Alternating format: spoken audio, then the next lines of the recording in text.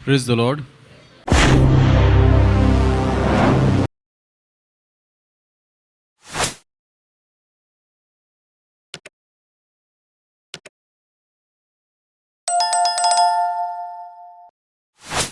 आज का वचन हम देखेंगे व्यवस्था विवरण और उसका चौथा अध्याय। आज राहुल की इच्छा थी इसमें से मैं बोलूं। शीर्षक है इसका मूसा का उपदेश। पहली आयत से कोई पढ़े?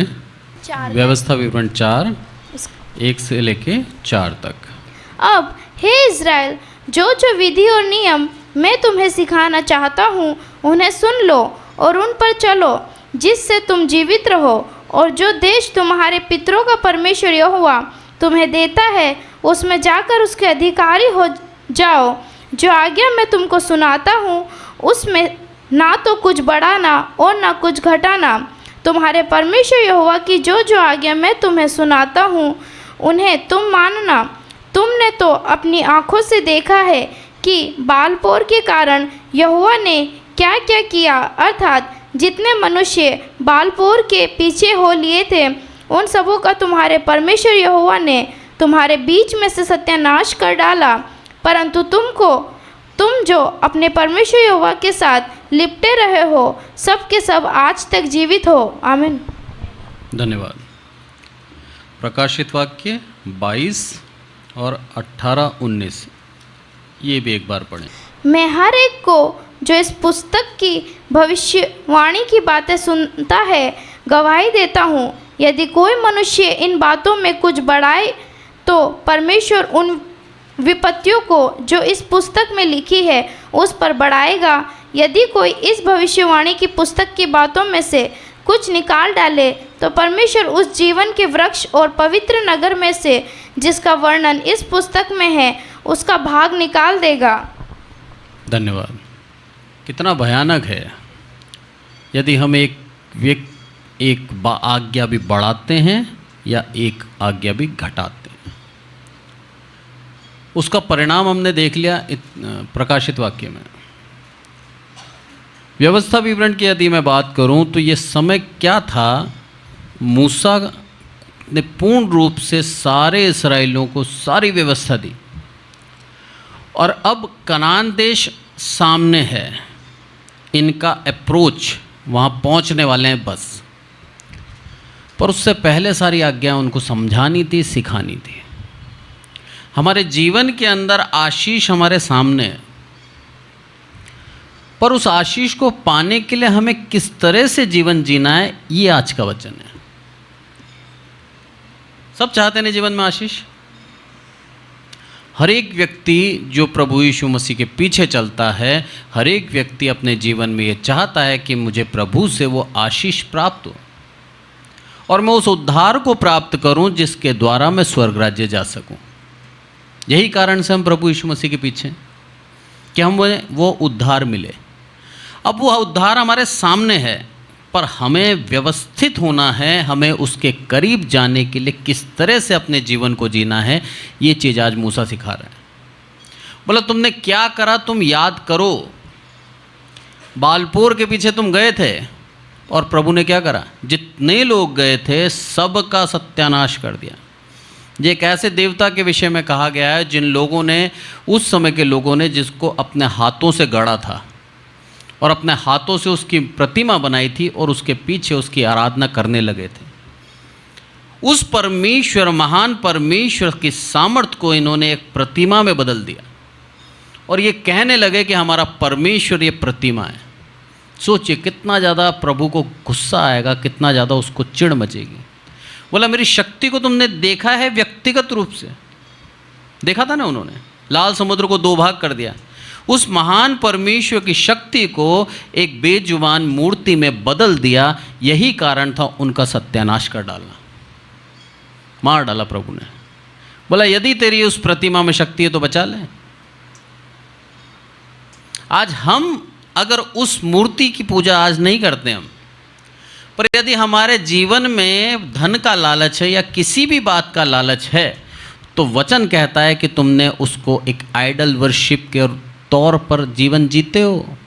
एक प्रतिमा की उपासना करते हो तुम यदि अपने जीवन में एक लालच रखते हो तो यदि हमारे जीवन में यदि धन का लालच है और धन को कमाने के पीछे अब भाग रहे हैं तो भी प्रभु हमारा हमसे नाराज है। अब आप बोलेंगे तो फिर जिए कैसे? जीवन जीना और धन के लिए जीवन जीने में बहुत अंतर है। हमारा पूर्ण फोकस ये हो जाए कि बस पैसा कमाना है, पैसा कमाना है, पैसा कमाना है, और पैसा कमाने के लिए सारा जीवन हम झोंक दे तो प्रभु की नज़र में हम अपवित्र हैं, हम गलत हैं। पर यदि हम सिर्फ इसीलिए कमा रहे हैं कि हमारी ज़रूरतों को प्रभु तू पूरा कर, और पूर्ण विश्वास उस परमेश्वर पर रखते हैं कि हर एक ज़रूरत के समय पे प्रभु तू मुझे देगा, तो मेरा प्रभु मुझसे प्रसन्न रहता है। और आपकी जो कमाई है उस कमाई को आप खाने पाओगे और आपकी कमाई आपको आशीष देगी, व्यर्थ नहीं जाएगी। कई ऐसे हैं जिन्होंने अपने जीवन को बिता दिया सिर्फ पैसा कमाने में। एक उदाहरण से समझाता हूं मैं। पूर्ण रूप से पैसा कमाया और अपने बच्चों को भी यही शिक्षा दी कि पैसा प्राथमिकता है, पैसे को ही हमें प्राथमिकता देना है और पैसे किस तरह से कमाना है इसमें दिमाग लगाओ। उस व्यक्ति ने यह सोचा कि मैंने अपने बच्चों को एक अच्छी शिक्षा दी है, ठीक है। उसके 2 जवान लड़के, दोनों के दोनों, सच्ची घटना बता रहा हूँ मैं, दोनों के दोनों आज इतना पैसा कमा रहे हैं, पर सिर्फ पैसा ही कमा रहे हैं। माँ बाप को दोनों ने छोड़ दिया, क्योंकि पिता ने बचपन से उसे शिक्षा दी थी, बेटा फर्स्ट प्रायोरिटी क्या है? पैसा। पैसा जेब में है तो तू सब कुछ कर सकता है। आज उस पिता को छोड़कर दोनों अलग अलग जगह पैसा कमा रहे हैं, बहुतायत का पैसा कमा रहे हैं। दोनों के जीवन में कोई कमी नहीं है, पर पिता को अगर बीमार हो जाए तो हॉस्पिटल ले जाने वाला कोई नहीं है। क्या फ़ायदा उस पैसे का? पिता के पास पैसा है पर देखभाल करने वाला कोई नहीं है। उस वृद्ध अवस्था के अंदर उसको देखने वाला कोई नहीं है। क्यों? अब बुला रहा है अपने बच्चों को, बोला आजा मेरे साथ रहे, और बच्चे क्या बोलते हैं? बोला पैसा छूट जाएगा। आप ही ने शिक्षा दी थी पैसा फर्स्ट प्रायोरिटी है। हम किस तरह से बच्चों को बढ़ा रहे हैं ये चीज़ सिखाती है हमें। क्या हम मसीह हैं? और मसीह है तो फर्स्ट प्रायोरिटी हम किसको देते हैं? प्राथमिकता किसको देते हैं? यदि पैसे को ही दे रहे हैं तो एक समय ऐसा आएगा कि सिर्फ हमारे पास पैसा रह जाएगा, हमारे रिश्तेदार छोड़ देंगे हमें, और वो पैसा किसी काम का नहीं रहेगा। एक और बताता हूँ, मेरा एक मित्र जो कि पूर्ण रूप से हमारे साथ बढ़ा और इतना ज़्यादा धनवान हो गया कि प्रॉपर्टी डीलिंग का काम करता था, खूब पैसा, कोई कमी नहीं। जब कोरोना हुआ ना तो उसका कोई व्यक्ति उसके पास जाके उसको खाना खिलाने वाला नहीं था। जो जमादार होते हैं ना, जो झाड़ू मारते हैं, उसको पैसा देता था और जमादार लेके आता था रोटी। जिस व्यक्ति को वो छूना पसंद नहीं करता था, जिस व्यक्ति के साथ कोई व्यवहार रखना पसंद नहीं करता था, उसी व्यक्ति के हाथों रोटी खाई उसने। ये होता है पैसे के ऊपर भरोसा करना। उसके बावजूद भी हम क्या करते हैं? उसी के ऊपर भरोसा करते हैं। प्रभु का वचन आज सिखाता है हमें कि यदि तुमने उस आइडल वर्शिप या उस मूर्ति पूजा के पीछे गए, सत्यानाश कर दूंगा। मैं जीवता प्रभु हूं, मेरे संगति में रहना सीखो। मैं तुम्हें उस गुलामी में से निकाल के लाया जिस गुलामी के अंदर तुम 400 साल थे। बोला उसके बाद मैंने तुम्हें क्या करा? एक विश्राम का दिन दिया। और यही चीज़ प्रभु यीशु मसीह ने मत्ती में कही कि ए बोझ से दबे हुए लोगों, मेरे पास आओ, मैं तुम्हें क्या दूंगा? विश्राम दूंगा। ये चीज़ दर्शाती है कि मेरे परमेश्वर यहोवा में और मेरे प्रभु यीशु मसीह में कोई अंतर नहीं। यहोवा ने यहाँ करके दिखाया।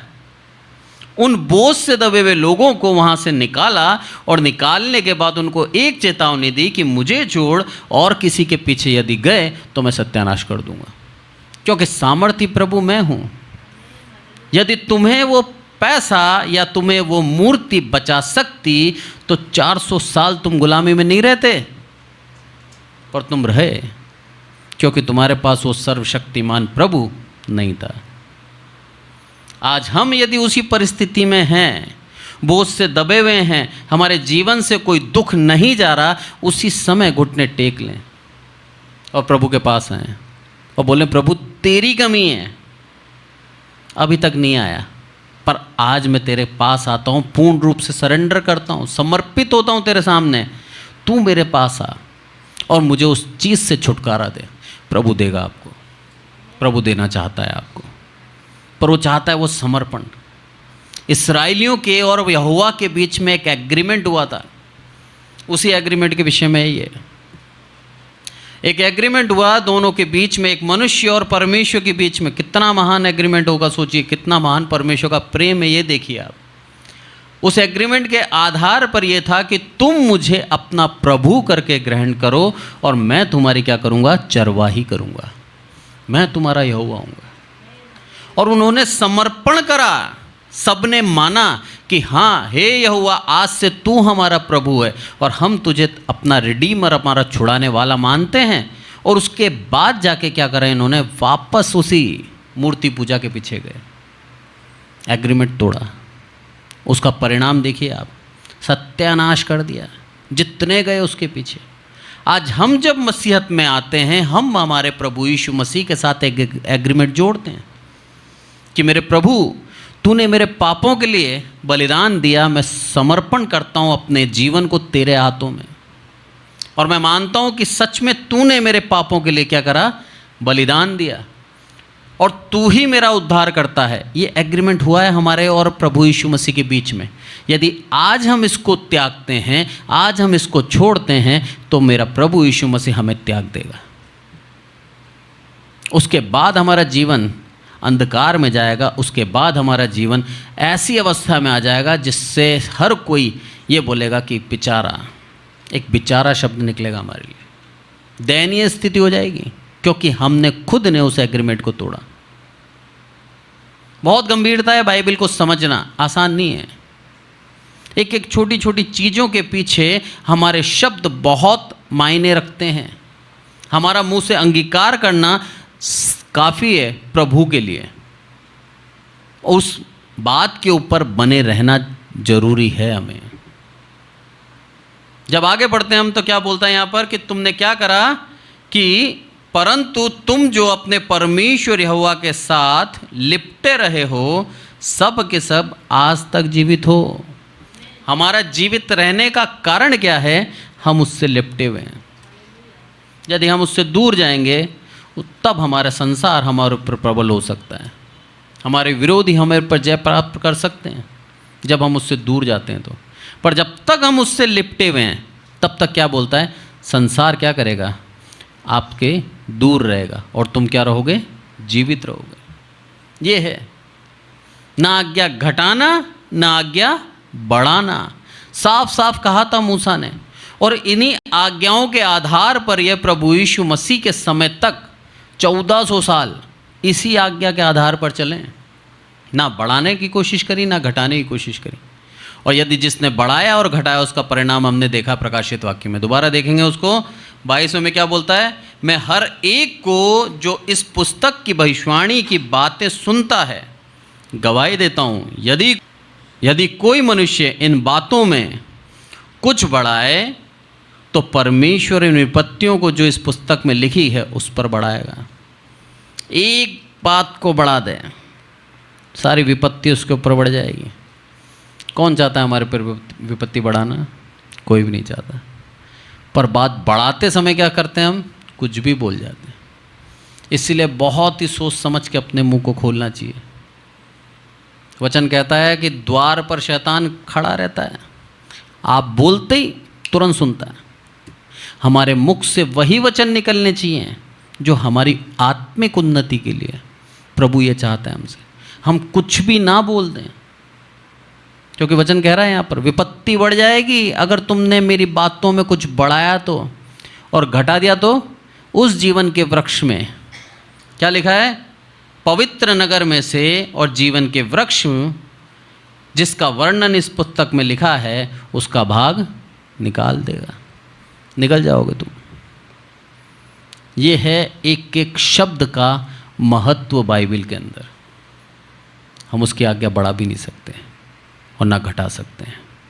यह चीज़ सचेत कर कर बड़ी सावधानी के साथ मूसा ने बताई इनको समझाया इनको कि मूसा सारी बातें व्यवस्था एक एक करके सारे इस्राएलियों को समझाई कि तुम्हें क्या करना है, सचेत रहना, ना बढ़ाना है ना घटाना है, नहीं तो तुम्हारा जीवन क्या हो जाएगा, बहुत ही ज़्यादा मिसरेबल हो जाएगा, बहुत ही ज़्यादा संकट से भर जाएगा। सीख जाओ इस परमेश्वर की पवित्रता को, उससे खेल नहीं सकते हम। आगे जब हम दिखते हैं तो आगे क्या बोलता है 8वीं आयत में, व्यवस्था विवरण 4:8। फिर कौन ऐसी बड़ी जाति है जिसके पास ऐसी धर्म में विधि और नियम हो जैसे कि यह है सारी व्यवस्था जिसे मैं आज तुम्हारे सामने रखता हूँ। बोला कौन सी जाति है बताओ। यहाँ पर प्रभु परमेश्वर अपनी महानता बता रहा है।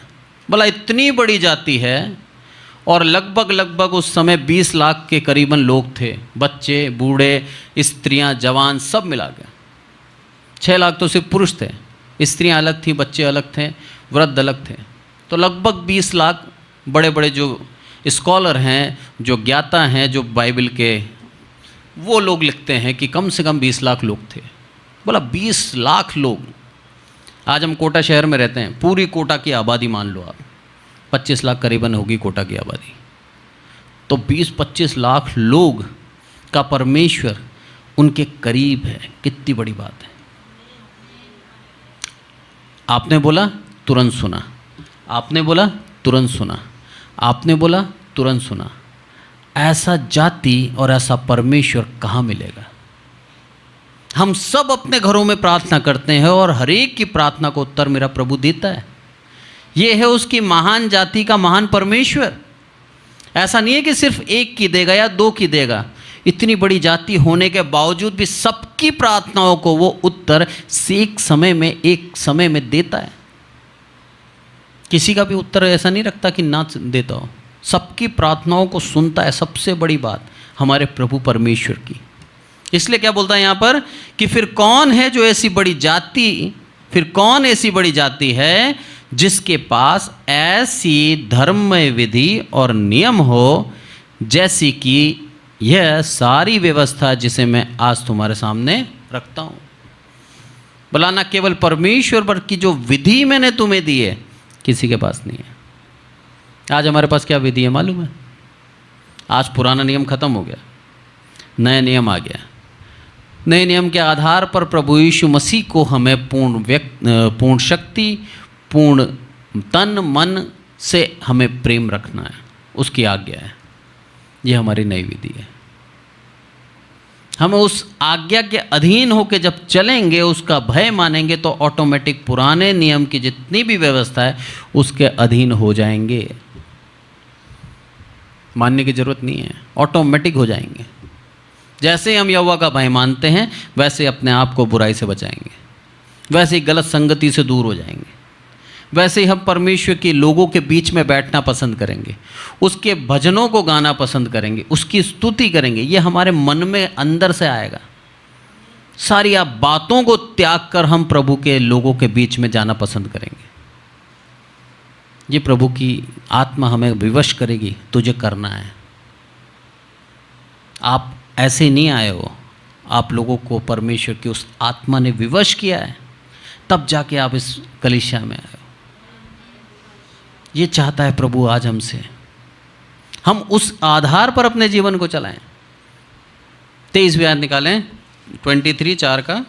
इसलिए अपने विषय में तुम सावधान रहो, कहीं ऐसा ना हो कि तुम उस वाचा को भूलकर जो तुम्हारे परमेश्वर यहोवा ने तुमसे बांधी है किसी और वस्तु की मूर्ति खोद कर बनाओ जिसे तुम्हारे परमेश्वर यहोवा ने तुमको मना किया है। बोला ये वो वाचा याद रखना जो वाचा तुम्हें मैंने दी थी। मूसा याद दिला रहा है परमेश्वर कि उस वाचा को, बोला तुमने माना है आगे होकर मुझे अपना प्रभु, और उसी वाचा को मैं याद दिला रहा हूं तुम्हें। बोला कहीं ऐसा ना हो कि तुम क्या करो, जैसे बालपूर की देव मूर्ति बना के तुम उसके पीछे चले गए थे, ऐसे ही कोई अन्य देवी देवता अपने मन से बना लो और उसके पीछे चलने लगो। पर हुआ क्या? जब 10 आज्ञाएं प्रभु ने मूसा को बुलाया, बोला आजा पर्वत पर, 10 आज्ञाएं मैं दूंगा। और नीचे क्या करा, हारून को पकड़ लिया, बोला बना हमारे लिए अगुआ। फिर उन्होंने एक सोने का बछड़ा बनाया। अब ये कल्पना उनके दिमाग में कहाँ से आई, सोचा आपने कभी? क्योंकि ये मिस्र देश में रहते थे। मिस्र देश में कई ऐसे पशु थे जिनको वे लोग बल का प्रतीक करके मानते थे। 400 साल से इन्होंने देखा है अलग अलग पशुओं को, जिसको इन्होंने मिस्र देश वालों ने एक बल, एक शक्ति का प्रतीक बनाया है। वहाँ से इन्होंने सीखा था। बोला उस चीज़ को इन्होंने आज अपने जीवन में इम्प्लीमेंट करा। बोला वो बल जो मिस्र में देखा था हमने, आज वही बल हमें चाहिए हमारी अगुवाई के लिए। और इन्होंने एक सोने का बछड़ा बना लिया। कितना ही जल्दी बदल गए। कुछ समय पहले ये लोग समुद्र के सामने थे और जहाँ परमेश्वर ने अपनी शक्ति दिखाई थी और पार करा था उस समुद्र को। उसके बाद इन्होंने वहाँ पर प्रभु की शक्ति देखी, जहाँ पर चट्टान के अंदर से पानी बहा, वहाँ पर भी उन्होंने परमेश्वर की शक्ति देखी। फिर जब इन्होंने फिर बड़बड़ाया कि हमें क्या चाहिए, खाना चाहिए साहब, मांस, फिर प्रभु ने पूरी छावनी भर के बटेरे दे दी। बोला लो फिर खा लो। इतनी बार परखने के बावजूद भी इन्होंने उस जीवित परमेश्वर को एक मूर्ति का आकार दे दिया। यही कारण था प्रभु को गुस्सा आना, यही कारण था प्रभु का क्रोध बार बार इनके ऊपर भड़कता था और एक बार में ख़त्म कर देता था। 30,000 एक बार में मार दिए। आज प्रभु का वो क्रोध हम पर ना भड़के, हम ध्यान रखें अपने जीवन से। आज भी प्रभु वैसा ही है। प्रभु यीशु मसीह और परमेश्वर में कोई अंतर नहीं है। यूहन्ना के अंदर साफ लिखा है पिता और पुत्र दोनों एक हैं, वो दोनों एक हैं। और जब प्रभु यीशु मसीह के जीवन से हम देखते हैं, उनकी आज्ञाओं को देखते हैं, तो परमेश्वर की झलक उसमें दिखती है। जो कार्य प्रभु परमेश्वर ने अलग तरीके से करे, उसी चीज को प्रभु यीशु मसीह ने अलग तरीके से दिखाए, पर कार्य सेम है। जैसे मैंने आपको बताया था, फसह का पर्व परमेश्वर ने विधि के रूप में रखा और सारे इस्राएली जाति फसह का पर्व मनाते थे। जहाँ पर कारण क्या था, एक निर्दोष मेमने को बलि किया और उसके लहू के द्वारा उस परिवार का छुटकारा हुआ। उस कारण से फसह का पर्व मनाते थे और सिर्फ इस्राएली उसमें से भागीदार होते थे। पर प्रभु यीशु मसीह ने एक पर्व दे दिया हमें, जो कि है प्रतिभोज, प्रभु भोज। उस प्रभु भोज के अंदर हर एक मसीह जिसने अपने पापों का अंगीकार किया है और प्रभु यीशु मसीह के नाम से बपतिस्मा लिया है, वो उसमें से भागीदार हो सकता है। और वो प्रभु भोज आज हमें खाना है। जब भी हम इकट्ठे होते हैं तब विधि वही है, पर नियम पर थोड़ा सा तरीका बदल गया। परमेश्वर ने फसह दिया और प्रभु यीशु मसीह ने प्रभु भोज दिया। करना दोनों को अनिवार्य है, हर एक मसीह के लिए। यदि हम मसीह हैं तो हमें प्रभु भोज लेना अनिवार्य है और उसके लिए बपतिस्मा लेना अनिवार्य है। तब हम मानते हैं उस कलीसिया के सामने कि हाँ प्रभु, मैं अपने गुनाहों को मानता हूँ तेरे सामने, तूने मेरे लिए सलीब पे जान दी। और वहीं हम उस एग्रीमेंट से बंध जाते हैं। फिर हम उस एग्रीमेंट से अगर तोड़ते हैं अपने आप को, हम श्राप के कारण हैं, हम श्राप के भागी हो जाते हैं। आसान नहीं है बपतिस्मा लेना। हम उसको एक विधि के रूप में ना ले लें, बहुत ही गंभीरता है। आप परमेश्वर के साथ एक एग्रीमेंट जोड़ने वाले हैं, और यदि आप जोड़ते हैं तो फिर उसमें से पीछे नहीं जा सकते। जाएंगे तो सत्यानाश कर देगा वो, जिस तरह से यहाँ पर करा उसने। इसलिए 23वीं आयत में क्या बोलता है कि मूर्ति खोद कर ना बना लेना, मालूम था बनाएंगे, चेतावनी दी। ये है प्रभु की खूबी। जो गलती हम करने वाले होते हैं उससे पहले वो चेतावनी देता है हमें कि चेतावनी है, मत करना, और फिर हम करते हैं, हम दोषी ठहरते हैं। यदि वो चेतावनी बिना दिए हम गलतियां करें, फिर प्रभु के सो हम बोल सकते हैं ना कि प्रभु काश मेरे को अगर कोई चेतावनी देता तो मैं नहीं करता पाप। पर प्रभु ने व्यवस्था दी हमें, व्यवस्था के आधार पर आज हम व्यवस्था का उल्लंघन करते हैं, हम पापी ठहरते हैं, हम दोषी ठहरते हैं। उसके बाद जब हम भविष्य के पाप करने वाले होते हैं, उससे पहले वो चेतावनी देता है हमें, मत करना, मत करना। बताएंगे, वचन बताएगा आपको, अगुवे बताएंगे आपको ऐसा नहीं करना है आपको। उसके बावजूद भी यदि आप करते हैं तो आप दोषी ठहरते हैं। और यही हुआ, इस्राएलियों ने करा। यहाँ पर हम देखेंगे 24वें आयतें पढ़ें। क्योंकि तुम्हारा परमेश्वर यहोवा भस्म करने वाली आग है, वह जल उठने वाला ईश्वर है। अरे क्या है तुम्हारा परमेश्वर यहोवा, जान लो। भस्म करने वाली आग है, भस्म कर देगी। बोला नज़दीक आते हो ना, शुद्ध होके आए, अशुद्ध होके ना आए। अगर मन में पाप है, मन में बुरे विचार हैं, और आज भी हम किसी प्रकार के उस लालच में फंसे हुए हैं, बोला भस्म करने वाली आग है और जल उठने वाला ईश्वर है। तुरंत जल जाता है। ईर्ष्या है उसको, इतना ईर्ष्यालु प्रभु है हमारा। वो नहीं चाहता कि उसकी महिमा हम किसी और को दें। और ये एक मसीह का कर्तव्य भी यही है कि हम उसकी महिमा किसी को ना दें। प्रभु की महिमा प्रभु को मिलनी चाहिए। आगे पढ़ते हैं हम इसके अंदर 32वें आयत। यहाँ पर क्या लिखता है? जब से परमेश्वर ने मनुष्य को उत्पन्न करके पृथ्वी पर रखा, तब से लेकर तू अपने उत्पन्न होने के दिन तक भी की बातें पूछ, और आकाश के एक छोर से दूसरे छोर तक की बातें पूछ। क्या ऐसी बड़ी बात कभी हुई या सुनने में आई है? 33 भी पढ़ें। क्या कोई जाति कभी परमेश्वर की वाणी आग के बीच में से आती हुई सुनकर जीवित रही, जैसे कि तूने सुनी है? बोला तू देख अपने आप को, और दूसरों से अपने आप को भिन्न है तो ये तेरी सोच में होना चाहिए। क्या करना है तुझे?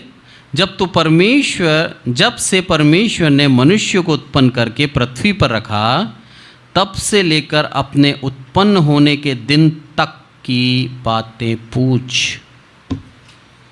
हर एक चीज़ प्रभु बता सकता है।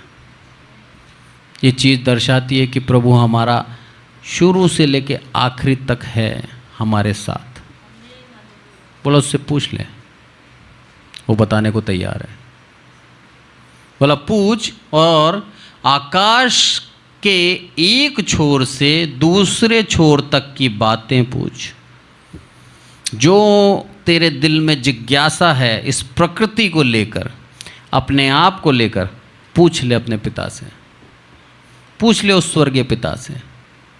जब मैं टीनेजर में आया था, टीनेजर बोलूँगा अपने आप को, मैं 14-15 साल का था, तब बड़ी दुविधा होती थी कि मेरे को प्रभु ने क्या कारण से बनाया और मैं क्या काम करूँगा, मुझे समझ में नहीं आता था। सोचता रहता था। 12th के बाद सोचा पास्टर बन जाऊँ, क्योंकि सब BTH कर रहे थे। मैंने कहा मैं भी BTH करूँगा, पास्टर बनूँगा। और मेरे रोल मॉडल बोलूँ मैं, मेरी इंस्पिरेशन बोलूँ तो सैम सर हैं। उनका अच्छा लगता था मुझे, बहुत अच्छा मैसेज सुनाते हैं वो। मैंने प्रभु मैं भी उनकी तरह जगह जगह जाऊँ, संदेश सुनाऊँ, ये मेरी इच्छा थी। पर परमेश्वर की योजना मेरे जीवन के लिए कुछ और थी। 12th के बाद मैंने करने की बहुत कोशिश करी, पापा ने ना कर दिया सलन। बोला पहले कमाओ, नौकरी करो, उसके बाद मेरी तरह जगह जगह जाओ और सुसमाचार सुनाओ। उनकी इच्छा थी। उनका सबसे बड़ा जो इस बात के पीछे जो कारण था वो ये था कि एक पास्टर बनने के बाद सिर्फ और सिर्फ चर्च के ऊपर निर्भर मत रहे। जैसे कई पास्टर हैं आज जो कुछ कमाते नहीं हैं, वो सिर्फ चर्च के ऊपर निर्भर रहते हैं, चर्च की इनकम पर ही अपने जीवन को चलाते हैं। उनका कहने का मतलब था तू तेरा खुद कमा और फिर सेवकाई कर, तो किसी पे निर्भर मत हो, आत्मनिर्भर बन। वो चीज़ मुझे समझ में बाद में आई। और पहले मैं सोचता था नहीं मैं पूर्ण रूप से सेवकाई करूं, पूर्ण रूप से सेवकाई करूं, मेरे दिमाग में ये था। पर वो जानते हैं कि मनुष्य को जीने के लिए आर्थिक रूप से मजबूत होना जरूरी है। खुद की ज़रूरतें जब पूरी नहीं होगी तो ऑटोमेटिक विश्वास डगमगा जाता है। इसलिए बोला अपने मेरे पिता ने, और वो चीज़ मैं बाद में समझा और प्रभु की योजना देखिए। मैं कोटा में काम करा, कोटा के बाद उसने मेरे को नीम का थाना काम ले गया, फिर नीम का थाना से वापस लेके आया, जगह जगह मेरे को काम दिया, जगह जगह कंपनियों में काम करा। उसके बाद वापस घुमा के इमैनुअल में रख दिया। उसकी योजना थी मुझे चुनने की, उसकी योजना थी मेरे द्वारा काम कराने की, पर उसका तरीका अलग था। आज मैं प्रसन्न हूँ कि हाँ, मैं पूर्ण रूप से आज चर्च पे आश्रित नहीं हूँ। चर्च से कुछ भी ना मिलता है, कोई फर्क नहीं पड़ता, क्योंकि मैं आज खुद कमा रहा हूँ।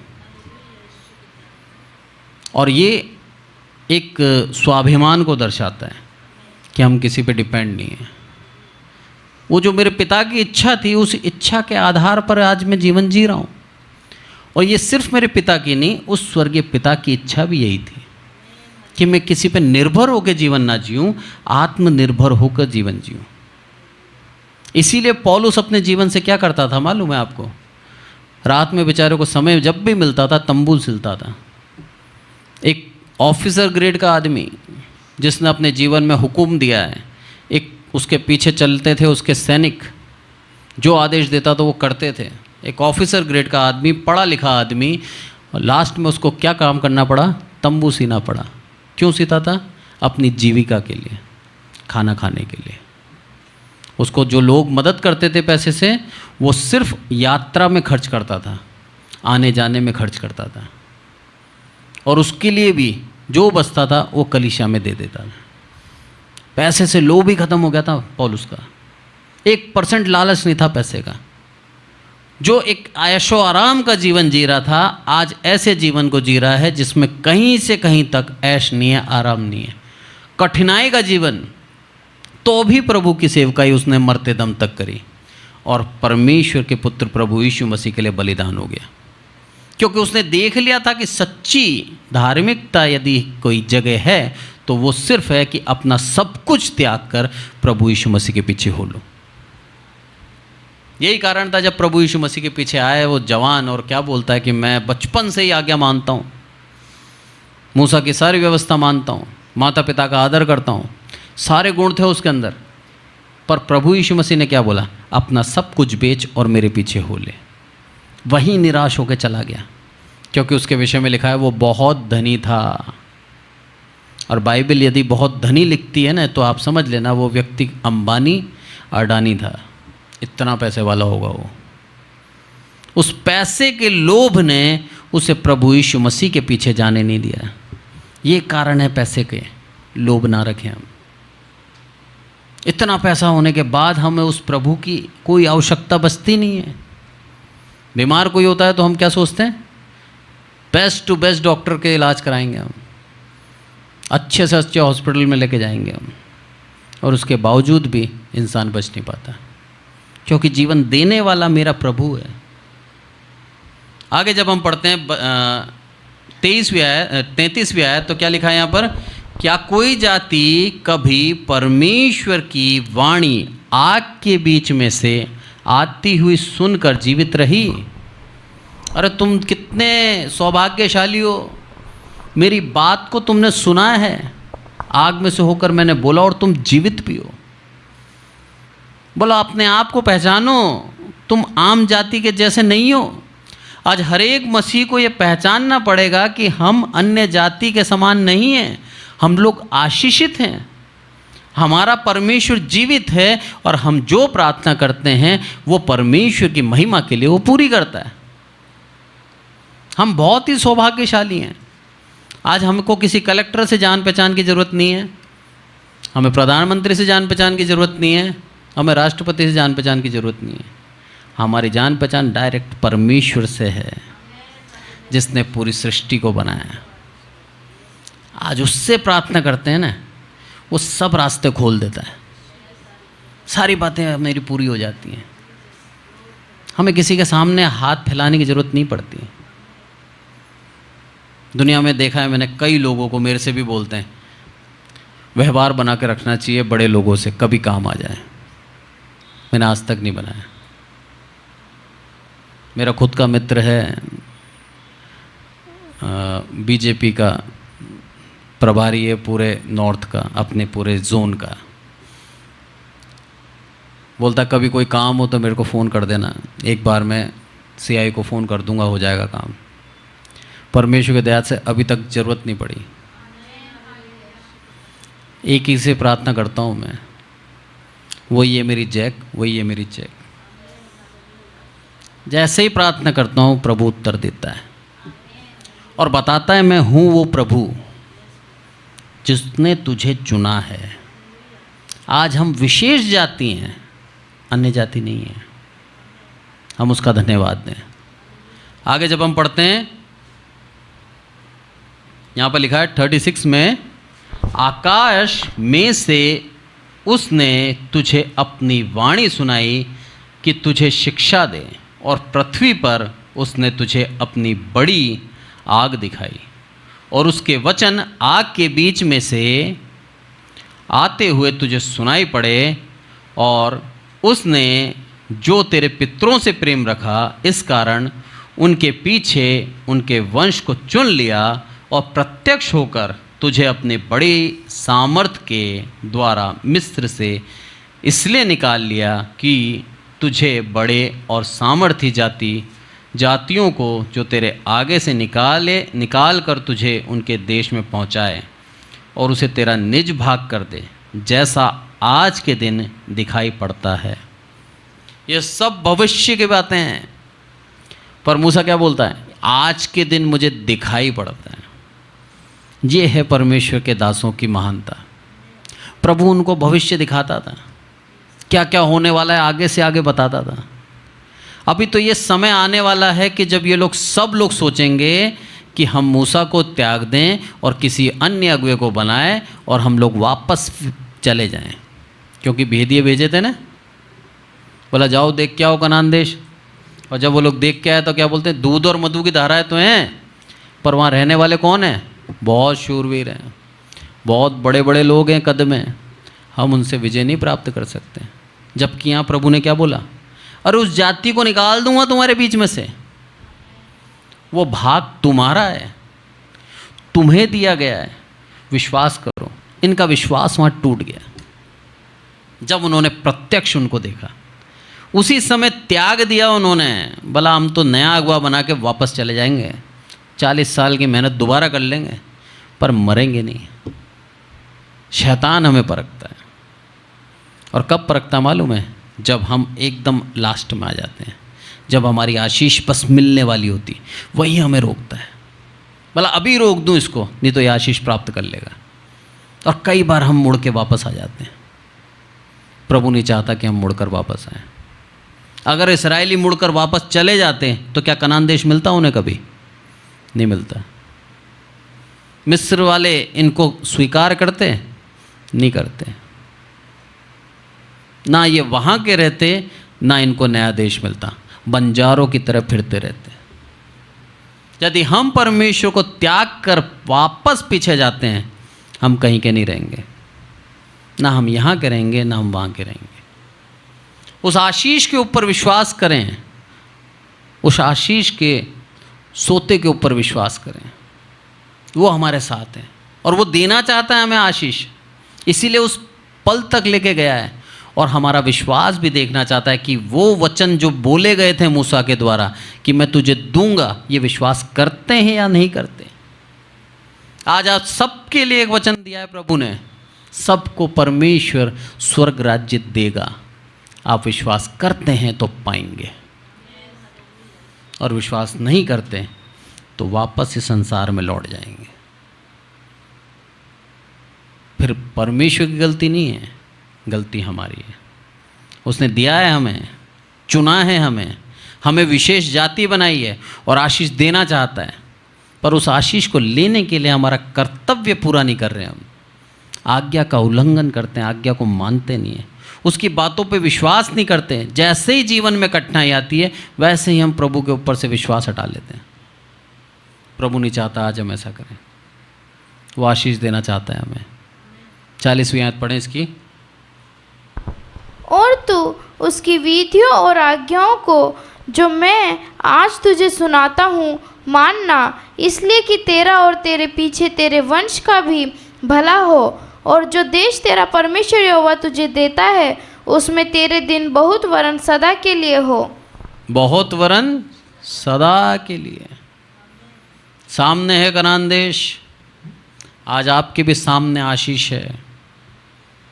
और प्रभु बोलती है वो आशीष, प्रभु बोलता है वो आशीष सदैव के लिए तुम्हारी हो जाएगी। क्या हम उस विश्वास से उसके पास आते हैं? यदि आते हैं तो विश्वास के साथ वो आशीष प्राप्त करेंगे। यहाँ पर लिखता है, वो साफ साफ क्या बोलता है? तू उसकी विधियों और आज्ञाओं को जो मैंने तुझे आज सुनाता हूँ मानना। 3500 साल पहले के वचन है ये, पर आज भी असर रखते हैं। आज भी यदि हम इस वचनों के आधार पर अपने जीवन को चलाते हैं आशीषित होंगे। यह है प्रभु के वचन में ताकत। भला उसको मानना और क्या करना? न केवल तू मानना, तेरे वंश को भी सिखाना। और न केवल तेरा उद्धार करूंगा, तेरे बाद तेरे वंश का भी करूंगा। यह है प्रभु का न्याय, यह है उसका प्रेम जो हमसे करता है। वो न केवल हमसे प्रेम करता है, हमारे बाद हमारे बच्चों से भी करता है, उनके बच्चों से भी करेगा। पर शर्त यह है कि हमें अपने बच्चों तक उसकी आज्ञाओं को पहुंचाना है, उसकी विधियों को सिखाना है, उनको उसने नियमों को उसको बताना है, उनको मसीह में लाना है। और जब हम उस मसीहत में जीते हैं तब वो आशीष सदैव के लिए हमारे पास आ जाती है। और वो आशीष क्या है? वो आशीष है हमारा प्रभु यीशु मसीह, जो हम में सदा वास करना चाहता है हमारे दिल के अंदर।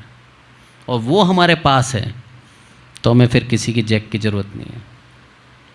प्रार्थना करो, सुन लेगा, आपकी ज़रूरतें पूरी हो जाएंगी, आपके जीवन के अंदर आशीष रहेगी, आपके जीवन में बीमारी आएगी नहीं, आपके दुख आने की कोशिश करेगा चला जाएगा, शत्रु मारने की कोशिश करेगा खुद मर जाएगा। मैं बताता हूँ आपको मेरे पिता की सच्ची कहानी। मेरे पिता जब सुसमाचार सुनाने जाते थे तब एक व्यक्ति ने उनकी साइकिल पकड़ ली, क्योंकि वो साइकिल से जाते थे उस समय। उनके पास खुद की साइकिल भी नहीं थी। 5 रुपये साइकिल वाले को देते थे, 1 दिन का किराया, और उस 5 रुपये के अंदर पूरे दिन भर जितनी साइकिल चला के वो सुसमाचार सुना सकते थे उतना वो साइकिल का यूटिलाइज़ करते थे, इस्तेमाल करते थे। एक दिन पूनम कॉलोनी के अंदर मंडे के दिन वो जाते थे, संडे मंडे 2 दिन जाते थे। तो मंडे के दिन एक व्यक्ति ने साइकिल पकड़ ली और बोला आज के बाद यदि दिख गया अगले सप्ताह टांगे तोड़ दूंगा। वहाँ का दादा था। मेरे पिता ने बोला प्रभु का वचन लेके आया हूँ मैं। मेरी मम्मी पीछे, मेरी मम्मी डर गई। बोला प्रभु का वचन लेके आया हूँ मैं, और मैं ज़बरदस्ती किसी के नहीं आता। ये व्यक्ति जिनके घर पे मैं आया हूँ इन्होंने मुझे बुलाया है, अगर ये ना करते हैं तो मैं नहीं आऊँगा। उन्होंने ना नहीं करा। बोला नहीं, इस मोहल्ले के अंदर दिखना नहीं चाहिए, नहीं तो मैं टांगे तोड़ दूँगा। ये वचन थे उसके। मेरे पिता निडर होकर दोबारा जैसे हर सप्ताह जाते थे, हर मंडे को अगले मंडे पहुँचे, और जो वचन उसके थे कि मैं तेरी टांगे तोड़ दूँगा, उसका खुद का एक्सीडेंट हुआ, उसकी टांगे टूट गई। यह है परमेश्वर का न्याय। इसलिए बोलता है प्रभु किसी को श्राप मत देना, श्राप तुझ पर आ पड़ेगा। ऐसे ही नहीं बोलता, इसलिए बोलता है। उसने श्राप दिया मेरे पिता को, बोला कि तेरी टांगे तोड़ दूंगा। परमेश्वर ने उसकी टांगे तोड़ दी। वो दिन था और मेरे पिता के अंतिम दिन तक मेरे पिता ने दूसरों के लिए प्रार्थना करी और सुसमाचार सुनाया। ये चीज़ वो मुझे सिखा के गए कि हमारे जीवन जीने का एक ही मतलब है, एक ही महत्व है कि हम उसके वचन को बांटते हैं। जो प्रेम उसने हमें दिया है वो प्रेम दूसरों तक पहुंचाएं। जो आशीष उसने मुझे दिए वो आशीष मैं आप तक भी दूं। ये वचन का एक नियम है। यही आज्ञा मूसा को दी थी, उस मूसा ने उन लोगों तक पहुंचाई, और उन लोगों ने अपनी आगे जनरेशन पहुंचाई और वो जनरेशन और आगे पहुंचाती गई। यही कारण था इस्राएली जाति बनी रही और आज तक बनी हुई है, क्योंकि उनमें कई ऐसे हैं जो प्रभु को ईमानदारी से अपना पिता करके ग्रहण कर चुके हैं। यदि हम ईमानदारी से उसे आज भी अपना परमेश्वर करके पुकारते हैं और उस वाचा से जो उस बंधी हुई है हम वाचा में, उस वाचा के अंदर रहते हैं, हमें कोई भी आशीष से वंचित नहीं कर सकता, कोई भी हमें दूर नहीं कर सकता, कोई भी हमारा सत्यानाश नहीं कर सकता। प्रभु के आज के वचन के लिए हम सबको आशीषित करें। आइए प्रार्थना करें। हे हमारे प्रभु, हम सबको संभाल के रखते हैं, इसलिए आपका बहुत बहुत धन्यवाद मेरे प्रभु। धन्यवाद देते हैं एक उत्तम वचन के लिए जो आपने हमें दिया। आज आपने हमें फिर से सिखाया मेरे प्रभु आज कि आप हमारा दामन पकड़ के चलते हैं मेरे प्रभु। एक एक जगह आप हमारी अगुवाई करते हैं मेरे प्रभु। आप चाहते हैं हम आशीषित रहें, आप चाहते हैं कि हम अपने जीवन के अंदर बहुतायत की आशीष पाएँ और सदैव आशीषित रहें। कर्तव्य यही है हमारा कि हम आपकी आज्ञाओं से लिपटे रहें, आपसे लिपटे रहें। जब तक हम ऐसा रहेंगे तब तक हमें आशीष से वंचित कोई नहीं कर सकता। विशेष करके प्रार्थना करते हैं मेरे प्रभु कमलेश के लिए, जो मेरे प्रभु एक काम से जब वो गांव जाता है उसकी अगुवाई करना और उसके कार्य को पूर्ण रूप से सफल करना मेरे प्रभु। आपकी इच्छा उसके जीवन में दिखने पाए मेरे प्रभु। सारी आदर महिमा आपको देते हैं। विशेष करके प्रार्थना करते हैं पूजा बहन के पापा के लिए, उनकी तबीयत में सुधार देना मेरे प्रभु। आपका चमत्कार हम देखने पाए मेरे प्रभु, आपकी शक्ति सामर्थ्य को हम महसूस करने पाए मेरे प्रभु। उनको पूर्ण रूप से चंगाई देना ईश्वर। आपकी इच्छा हमारे जीवन में पूरी हो ईश्वर। यहाँ आए हुए हर एक व्यक्ति को और जो ऑनलाइन सुनते हैं सबको मेरे प्रभु आपके आत्मा से भर देना मेरे प्रभु, आशीष देना मेरे प्रभु। आपका अनुग्रह, आपकी करुणा कभी भी हमसे वंचित ना हो मेरे प्रभु। हमेशा आपका अनुग्रह का हाथ हम पर बना रहे, यही हम चाहते हैं। आपकी आज्ञाओं से और आपसे हम लिपटे रहें मेरे प्रभु। आपका वचन कहता है जब तक हम आपसे लिपटे रहेंगे जीवित रहेंगे। हम जीवित रहना चाहते हैं मेरे प्रभु। आदर महिमा आपको देते हैं, प्रभु यीशु मसीह के नाम से मांगते हैं, आमीन। और अब हमारे प्रभु यीशु मसीह का अनुग्रह, पिता का प्रेम और पवित्र आत्मा की सहभागिता हम में से प्रत्येक के जीवन के अंत तक बनी रहे। आमीन, आमीन, आमीन।